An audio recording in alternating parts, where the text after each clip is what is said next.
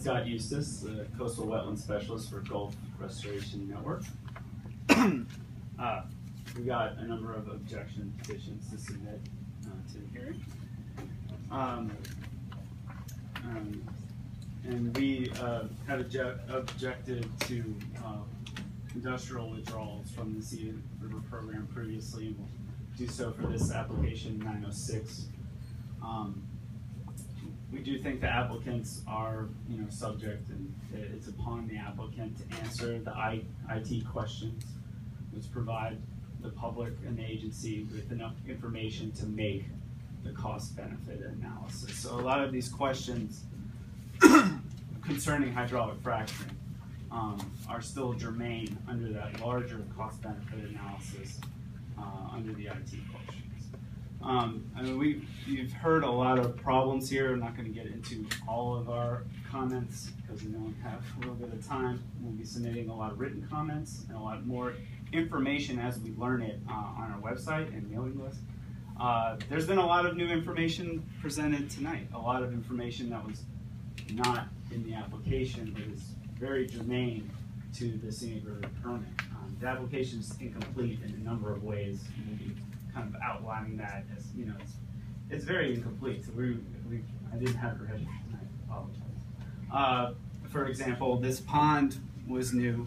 So just the information of how hydrologically connected that pond, where there are withdrawals happening, how connected that is to the Scenic River is germane to the Scenic River permit. It may require an additional permit. It probably should, it should be part of this permit.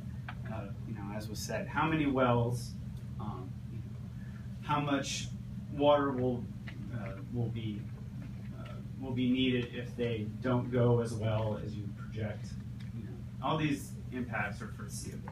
I think you hear another general comment is you hear the dissatisfaction with our environmental resource agencies across the state. So no offense to anybody in the room.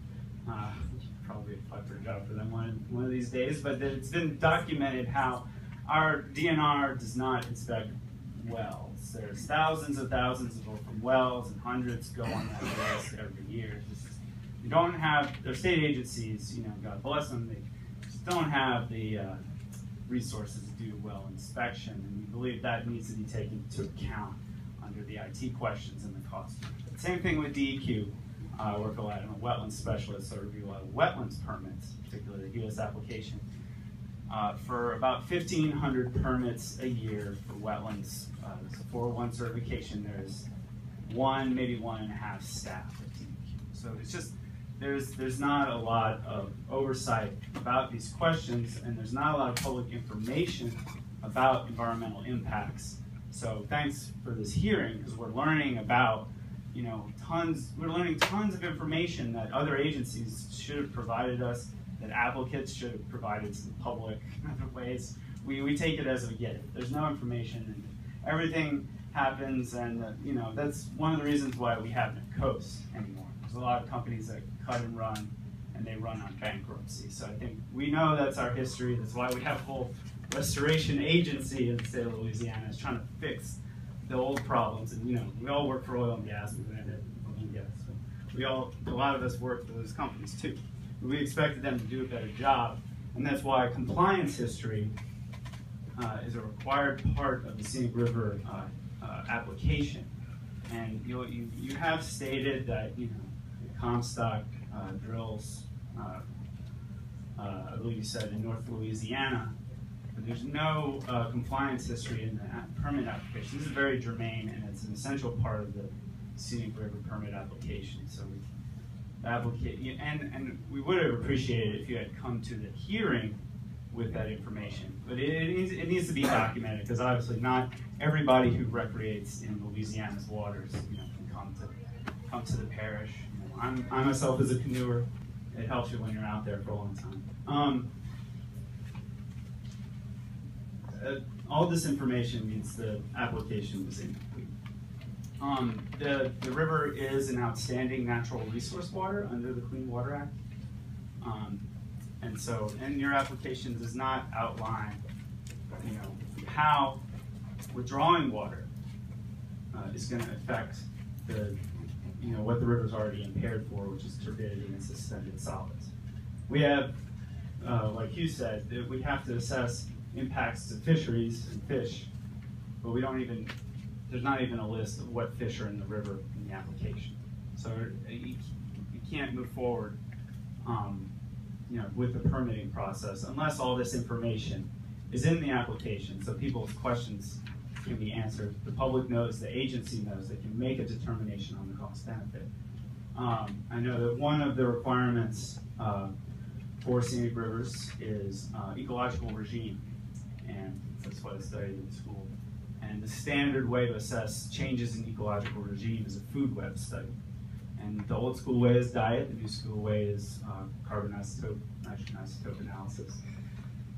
We don't have anything, like that. That information is not in the application, but we need that kind of information to assess whether or not taking the river out of the river is going to change the ecological regime. So there's a number of things like that that we're concerned about as an organization. But basically, the permit is incomplete.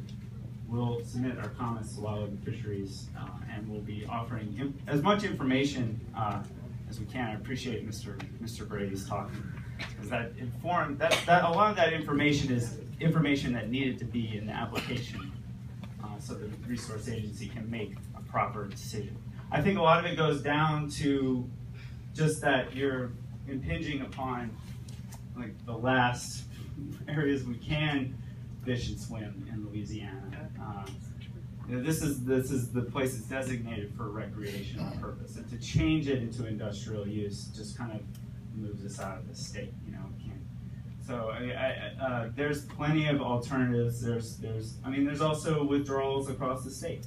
I do think that needs to be part of the application, recognizing that the Amite crosses the state line, that there are withdrawals happening from Encana and I don't know, Sanchez.